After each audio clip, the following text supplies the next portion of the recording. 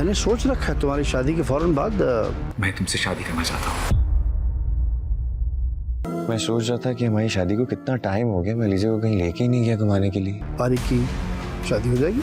लेकिन डैड, अगर आप बारी की एंगेजमेंट मेरी शादी से पहले कर देंगे मैंने इससे वादा भी किया था कि मैं इसको पाकिस्तान टूर पे लेके जाऊंगा। तो इस तरह अनाया की हकीकत खुल के सबके सामने आ जाएगी।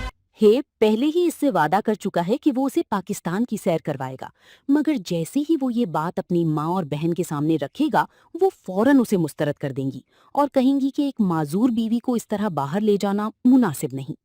इधर बारी शदीद परेशानी में मुब्तला है क्योंकि उसे अंदाजा है कि जैसे ही मिनाल और राहील का रिश्ता तय पाएगा अनाया जरूर कोई ना कोई मसला खड़ा कर देगी।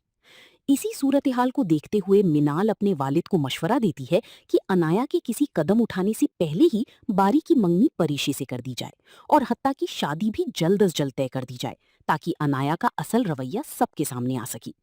बारी दिल ही दिल में परीशी को पसंद करता है और काफी अरसे से उससे अपने जज्बात का इजहार करना चाहता था, मगर वो मुनासिब वक्त का इंतजार कर रहा था। अब हालात को देखते हुए उसे लगता है कि यही सही वक्त है, चुनाचे वो हिम्मत करके परीशी को अपनी मोहब्बत का इजहार करता है। ये सुनकर परीशी हैरान रह जाती है और फौरन कोई वाजी जवाब नहीं दे पाती।